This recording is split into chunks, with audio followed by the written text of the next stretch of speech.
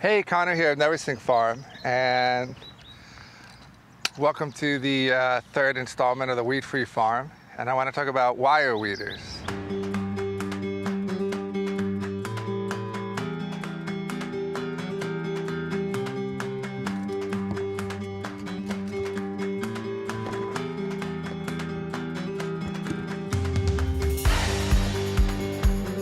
Once you have a farm where you're just cultivating in between crops and killing germinating weeds, the wire weeder is really the best way to go.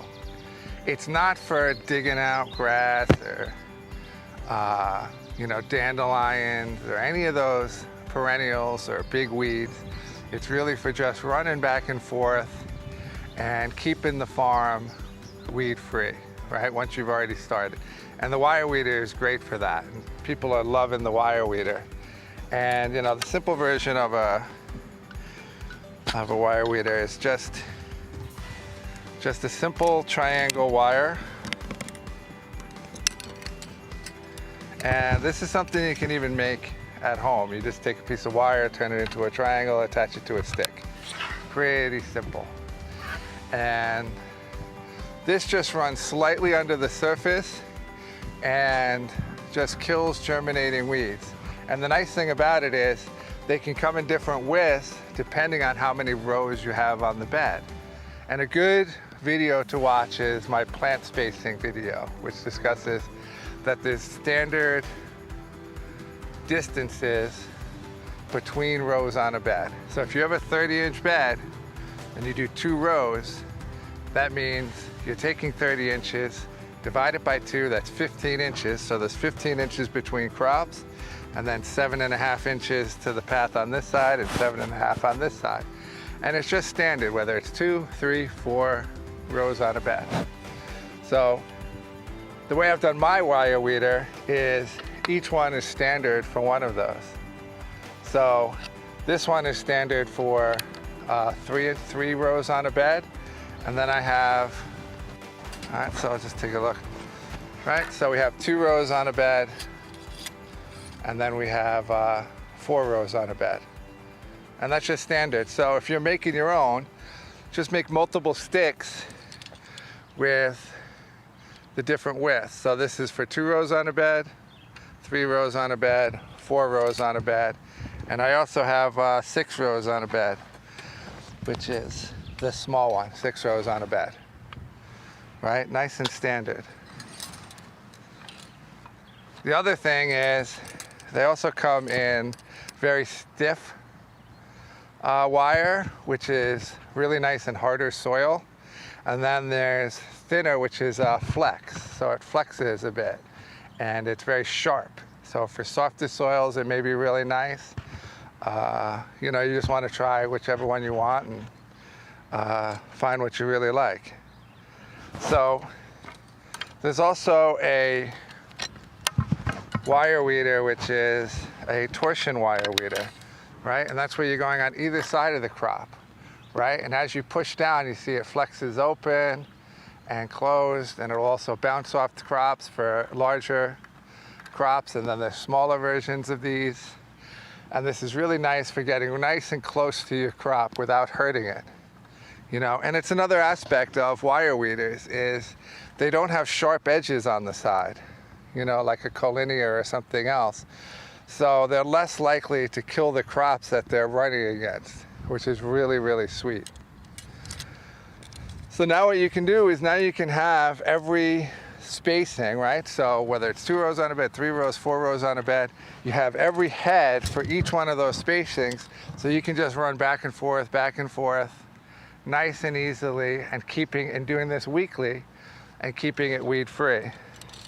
And to expand on that kind of like standardization of rows, that's what the rebellion's about. Maybe a bit hard to make this at home, but maybe. So this size is for 6 rows on a bed, and it actually has the number 6 here, so that that's for 6 rows on a bed. And then that switches out easily. And let's say you wanted to do, 4 rows on a bed.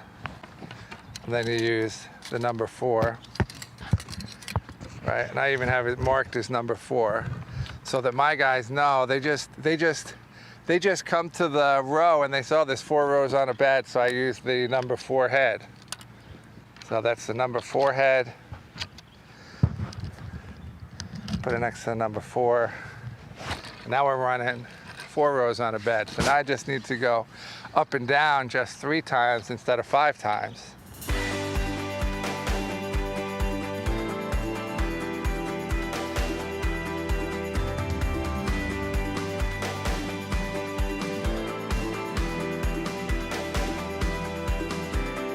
Right, which reduces the work almost in half.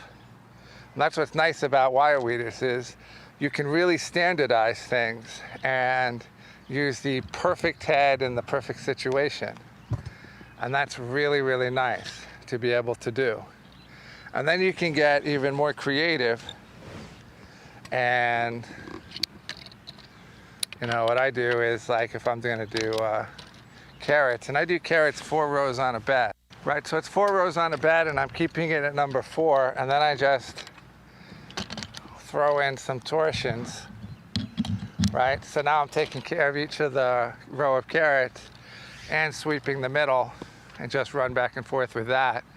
Now I just cut that work, probably a third or a fourth of the work now. And that's all about keeping it standard, right? So that when you do put 4 rows on a bed, you space them correctly. And there's only one way to space it, right? So 4 rows on a bed, that would be 7.5 inches between each crop, right? 3¼ inches on the sides. Easy peasy. All right, so a few tips if you wanted to make just a regular wire weeder at home. What you want to do is you want to use wire that's very high in carbon. And the way you know that is if it's very, very difficult to bend, right? That's going to be usually a high carbon wire. If it's very floppy, what's going to happen is it's going to break very easily. It's going to go back and forth, and then it's going to pop off. So you want to find high carbon wire so that it will maintain its shape.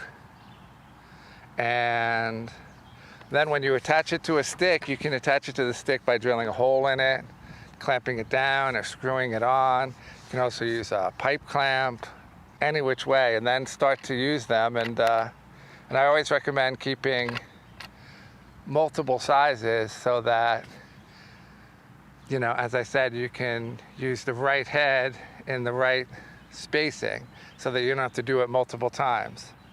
And then you have an offset wire weeder, which is just, right, you have 4 inches across and then a 1 inch.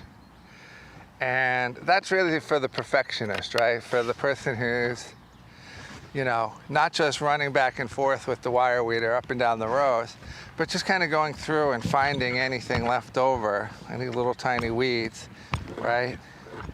Because now you're not just going down a row, but you're trying to squeeze it in some places, some are bigger places, and it's really just for cleanup, which I call spot cultivation, right? So we cultivate up and down the rows, and I might walk around or ask one of my workers to walk around and do a spot and just, look for anything left over and kill it, right? Because all weeds will grow to be big weeds, and all big weeds will flower and create thousands of seeds, right?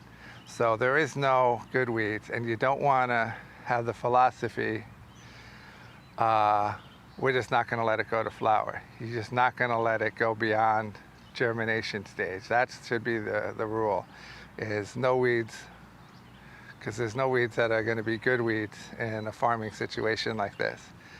They're going to choke things out, and it's not going to be any good. All right, so thanks for watching this edition of the Weed-Free Farm, and keep it up.